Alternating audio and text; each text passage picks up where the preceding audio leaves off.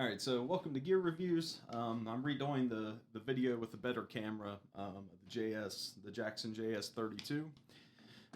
I picked this up on Amazon as a B-stock. There was an issue with the input jack that needed to be resoldered, so I knocked that out in about 10 minutes. Again, this is the King V version JS32. I've got the specs ready. The B stock with some Amazon points. I picked this up for around $140 or so. I did have a couple pickups laying around. Actually, they're like 10 years old, so I just went ahead and threw them in here. This is a Seymour Duncan pearly gates in the neck and a Gibson pickup. It's the Alnico 5s that came in the Gibson Les Paul Gothic that I took out and replaced, which I'll do another review on. So I did replace the pickups. There wasn't a real big difference. Actually, those the pickups that came stock in this, the Japanese, I think they're Alnicos as well. I really couldn't tell a big difference, but I went ahead and threw them in there. It is, slightly better. It's just not as, especially the pearly gates in the neck, it's not as muddy. So it just cleaned up some of the mud in the neck pickup. As far as the bridge, I really couldn't tell a big difference. So it is dual locking. It's a Jackson branded Floyd Rose. And there were some issues on other reviews saying that it didn't stay in tune, so we'll play around with that and just see how it goes. So I'll give you a little closer up look.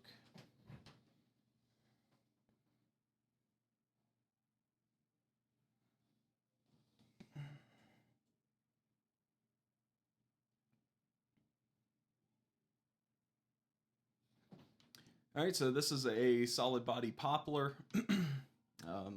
They come in a couple different configurations. This one's obviously white with the black stripes, and they have the black one with the white stripes.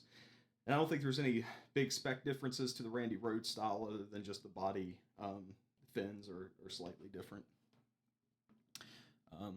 So again, it does have the double locking Floyd Rose. The scale link's 25.5, 24 jumbo frets. The shark fin inlays. It has a 12 to 16 compound radius. Just your typical tone and volume and three-way switch. And that's pretty much it. So let's get to the good stuff. We'll play around with the trim low and we'll try out some tones. So for the Kemper profile that I'm going to use, I have a Legacy Kemper profile for the Legacy, the Steve Vai Signature Carbon Legacy amp. Let me look real quick and see. That's by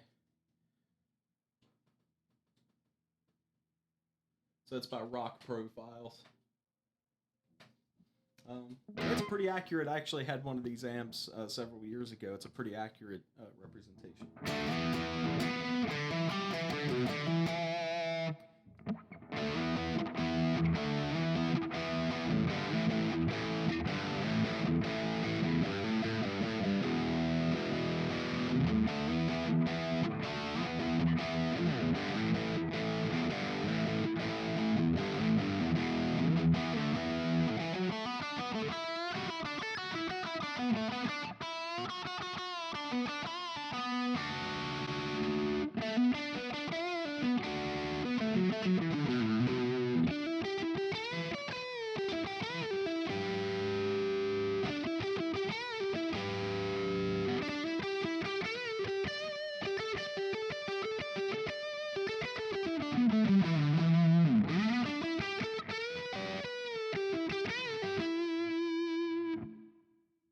Alright, so I'm just going to switch over to clean sound, and I'll go through the different pickup configurations as well.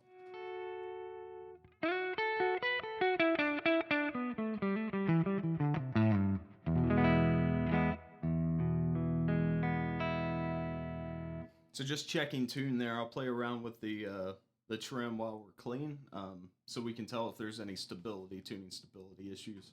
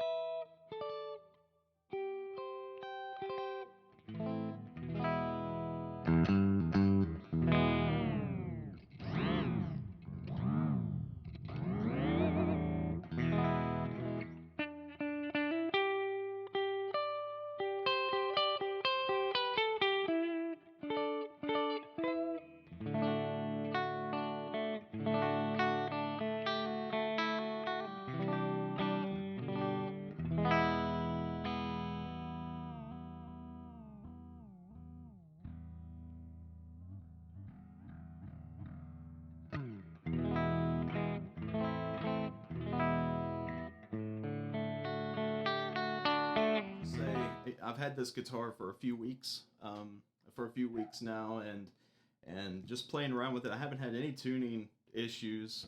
I even put, I did reset up the trim when I got it. I put heavy bottom, skinny tops on it, which I think are a 10 to 58 or something.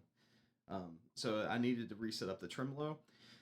So I went ahead and did that, and after setting it up, and I didn't play it much before that, I went ahead and did that as soon as I got it. So at least after I'd set it up, I didn't notice any tuning issues or anything over the past several weeks. So.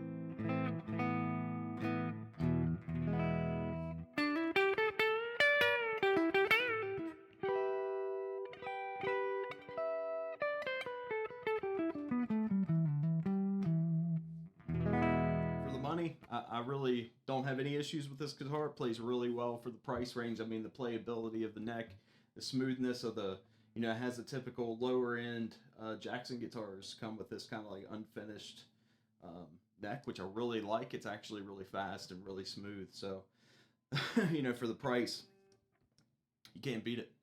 Honestly, I mean, it's the craftsmanship is really fun, and it plays just as good as my other guitars that are, quite a bit more, up over $1,000.